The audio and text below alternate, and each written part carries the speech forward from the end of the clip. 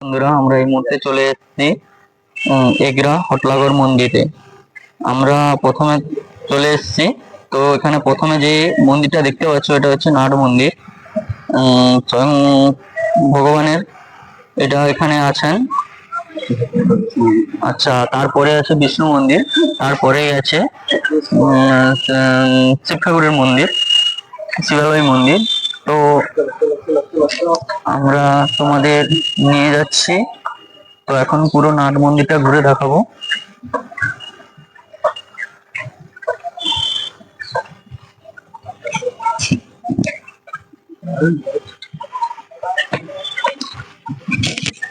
তো তোমাদের প্রথম দেখাবো ওই নাট মন্দিরে চারপাশটা দেখাবো। এখানে সব জ্যান্ত শিলা আছে, শিলাগুলোও দেখাবো তোমাদের। শিলার মূর্তিগুলো আছে, শিলার মূর্তিগুলো তোমাদের দেখাবো। এখানকার এই দেবীর নাম জানি না, তাও তোমাদের দেখাবো।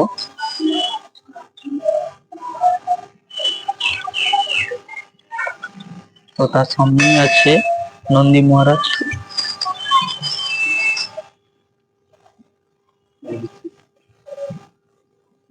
নন্দী মহারাজ, এটাও শিলা দিয়ে তৈরি নন্দী মহারাজ।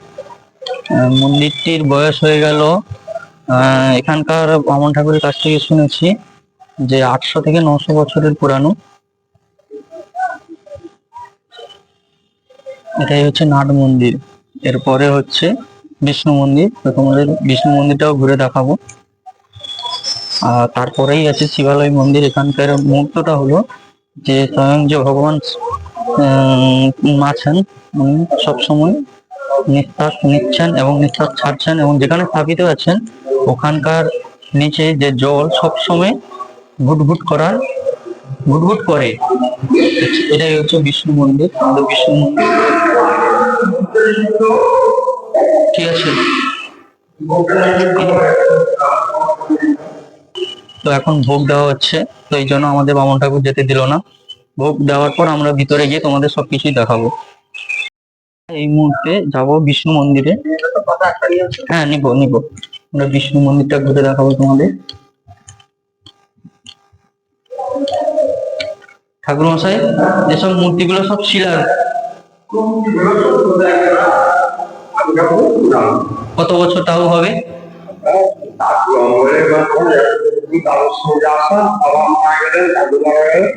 দেখছি এরকম সব। আচ্ছা, ঠিক আছে। এটা হলো বিষ্ণু মন্দির। এরপরে তোমাদের দেখাবো এই শিবালয় মন্দির। এখানে বাবা আছেন, এখানে বাবার কুণ্ড এটা।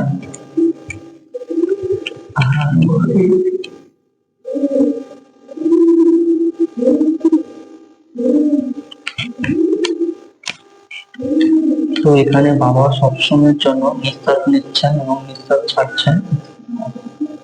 তো আমরা তোমাদের সেই ভিডিওটা দেখাবো। এটা হচ্ছে শিবালয় মন্দির।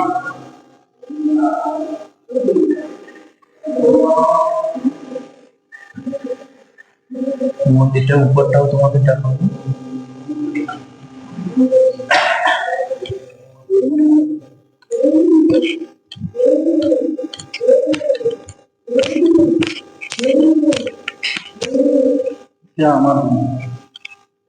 তো এখানকার যতগুলো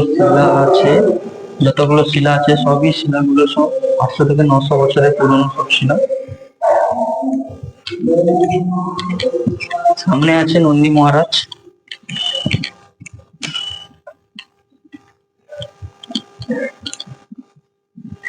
নন্দী মহারাজ আছেন।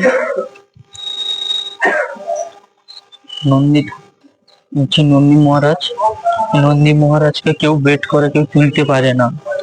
দেখতে অল্প, কিন্তু হলেও কেউ তুলতে পারে না। তিনি যেখানে আছেন পুরোটাই শিলা, 1000 বছরের শিলা। এখানে তোমরা যদি কেউ আসতে চাও, এগরা হটলাগর মন্দির।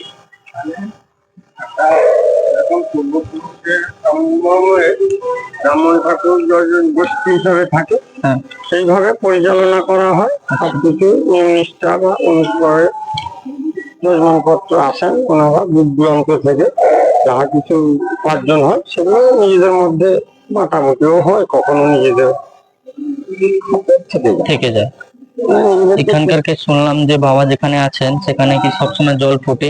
ওই যে পঞ্চমেশ্বর ওইটা হ্যাঁ, কুণ্ড কুণ্ডটা। কুণ্ড পঞ্চমেশ্বর ওইটা ফুলবেল পাতা পঞ্চামৃত তৈরি হতো। আগেকার মহাপ্রভুরা নিচ থেকে পঞ্চামৃত তৈরি করতেন, তৈরি করতে হয়। আগেকার তৈরি করতেন।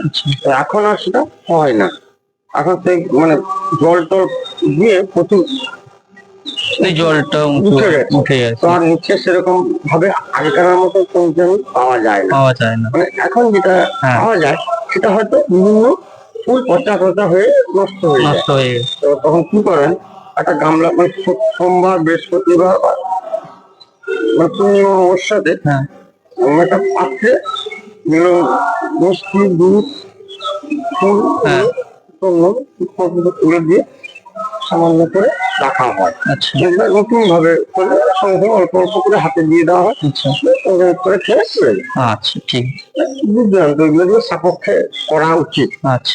আমরা বন্ধ হয়ে যায় আবার দেখেছি আচ্ছা, ঠিক। সেইভাবে প্রতিপালনের সমস্ত সত্যা বাচ্চা দূর আমি দূরান্ত শুনলাম ঠাকুরমশাই এই যে নন্দী মহারাজ আছেন এখানে কেউ তুলতে পারে না। ষাঁড়।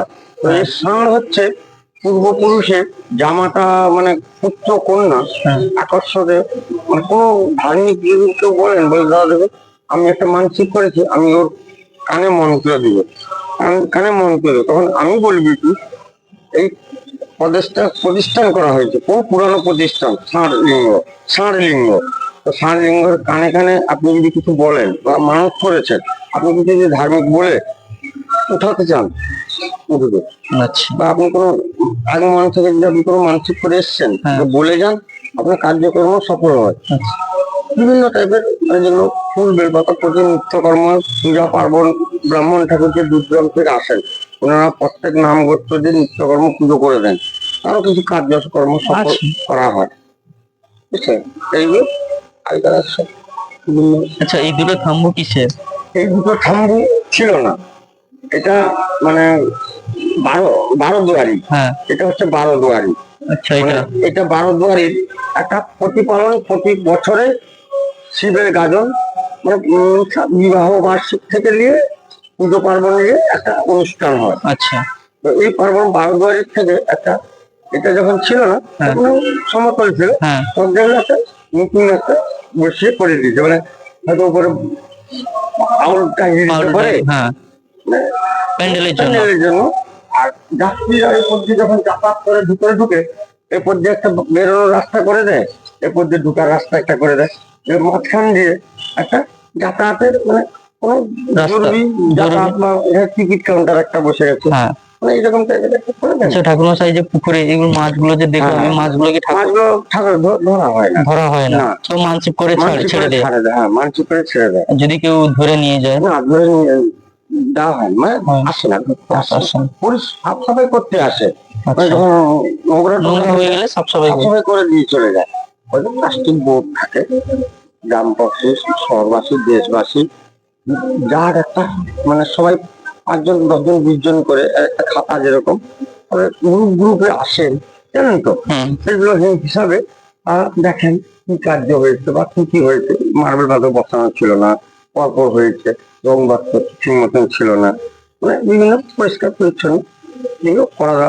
অন্নভোগ হতো না, অন্নভোগ দেওয়া শুরু হয়েছিল। এখানে অন্নভোগ তাহলে কি যে কোনো লোক এসে হ্যাঁ, যে করাতে কোনো পারে? করাতে পারে, খেতে পারে, কোনো ইয়ে নেই, মানে দিতে হবে মানে কোনো ইয়ে নেই, আচ্ছা, মানে যেটা তো আপনার খুশি খুশি হিসাবে। মতে যেমন আমাদের যেরকম যেগুলো কয়েকজন বামুন ঠাকুর আছেন, সেগুলো হাতে হাতে নিয়ে কিছু অন্ন বেশি এক্সট্রা করে, মানে ভালো ভালো জিনিস এক্সট্রা করে ভালো রান্না করে দিয়ে রাখ। ঠিক আছে, ধন্যবাদ। নমস্কার।